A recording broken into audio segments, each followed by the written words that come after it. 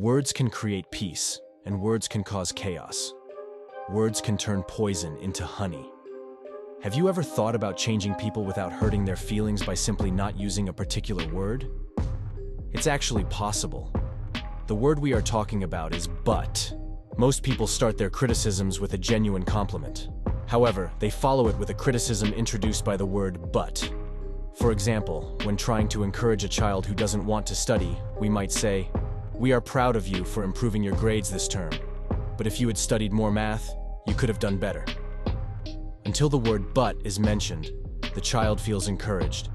After hearing but, they begin to doubt the sincerity of the initial praise, feeling that the statement was just a disguised criticism. This increases tension and fails to change the child's study habits. We can avoid this trap by replacing but with and. Let's revisit the same sentence. "We are proud of you for improving your grades this term, and if you continue working this hard, you can improve your math grade next term too." In this case, the child feels genuinely praised because the criticism does not follow directly after the compliment. This indirect approach avoids hurting sensitive individuals and can work wonders. So, address mistakes indirectly.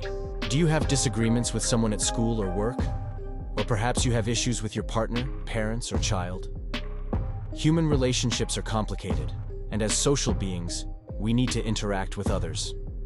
However, being alone can lead to depression and other issues.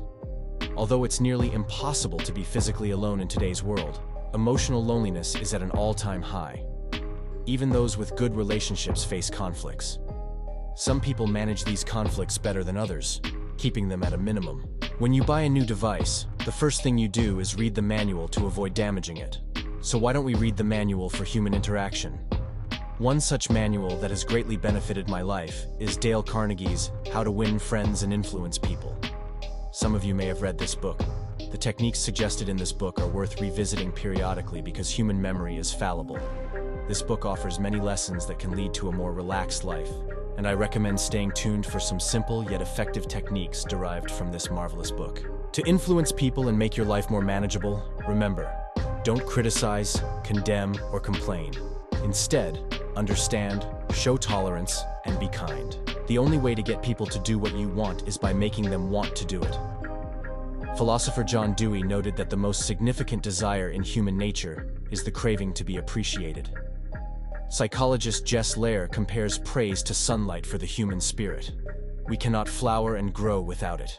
History is full of miraculous events caused by sincere praise. Everyone wants to feel valued and appreciated, but no one likes insincere flattery. Honest appreciation is always more effective than criticism and ridicule. So, don't skimp on sincere praise, even for small improvements. To be a good speaker, you must first be a good listener. Many people talk instead of listening. Even if their mouths are silent, their minds are still talking. Good listening skills make others feel that you are a good conversationalist. Show interest in others, ask questions that they would enjoy answering, and encourage them to talk about themselves and their achievements. The best way to get the best of an argument is to avoid it. Even if you win, you lose something. Winning an argument can hurt the other person's pride and make them resent you. Remember, people will continue to hold on to their beliefs even if you prove them wrong. Instead of starting with, "Let me prove this to you," try saying, "I think differently. I might be wrong, but let's examine this together." This approach encourages openness and honesty. Make the other person feel important, and do so sincerely. According to William James, the deepest principle in human nature is the craving to be appreciated. Treat others as you want to be treated, show genuine appreciation, and use polite words like please and thank you. When discussing with others, don't start with points of disagreement. Instead, emphasize the points on which you agree. Get the other person saying yes immediately and avoid the word no. Socrates used this method, asking questions to which the answer was yes, and saving the critical question for the end.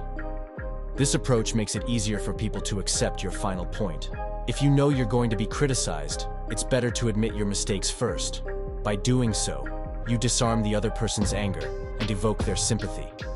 Accepting your faults immediately and sincerely can prevent further arguments and lead to better outcomes.